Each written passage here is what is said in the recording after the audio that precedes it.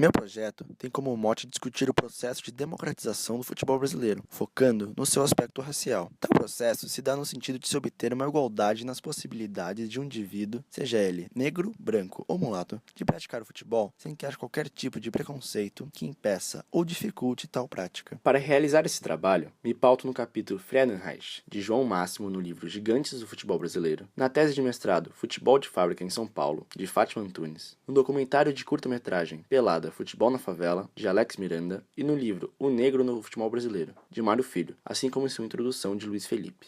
Ao falar sobre a prática do futebol, me refiro ao ato de se praticar o esporte nas competições de maior prestígio da época, organizadas pela elite. Contudo, antes de articular sobre tal assunto, é necessário ter uma dimensão sobre sua importância. O preconceito racial, seja no nosso país ou no mundo, sempre foi um empecilho para que negros e mestiços atingissem as mesmas condições sociais daqueles que são brancos. Analisando especificamente o caso do Brasil na década de 1940, o sociólogo Gilberto Freire afirmou que o futebol é um dos principais meios de ascensão social do negro na sociedade brasileira. Vamos entender então como se deu o começo do futebol no Brasil, para assim compreender como se deu o ingresso dos negros em tal esporte. Charles Miller, brasileiro filho de escocês, conheceu o jogo durante seus estudos na Inglaterra e, depois, ajudou a disseminar o esporte pela elite paulistana. A elite branca logo se encanta pelo esporte bretão e passa a organizar campeonatos e ligas amadoras. Segundo a socióloga Fátima Antunes, o futebol teve grande adesão entre as camadas populares por conta das próprias características do esporte. Quando praticado de improviso, o jogo não tinha um número fixo de jogadores, sendo jogado em qualquer campo e com qualquer bola, além de ser facilmente assimilado. Contudo, quando não improvisado, o futebol era caro. Uniformes, chuteiras, bolas e todos os outros materiais necessários à sua prática eram importados da Inglaterra, tendo assim seu valor muito elevado, o que acabou elitizando o esporte em seus primeiros anos. Com isso, as camadas populares se viam excluídas da prática do futebol, tendo que se contentar com os campos de várzea e as bolas de meia. Arthur Friedenreich aparece justamente nesse contexto. Nascido em 1892, filho de um imigrante alemão com uma ex-escrava, era mulato e fazia assim parte dos dois grupos. Com várias convocações para a seleção brasileira de futebol, Friedenreich se tornou um jogador excepcional, sendo ele o autor do gol na final do Campeonato Sul-Americano de 1919, o primeiro grande título conquistado pelo Brasil. Este jogador é de fato simbólico para a questão do negro no futebol do Brasil, visto que ele, um mulato que queria ser visto como um branco, porém ainda assim um mestiço, conseguiu ser o primeiro grande ídolo deste esporte no nosso país.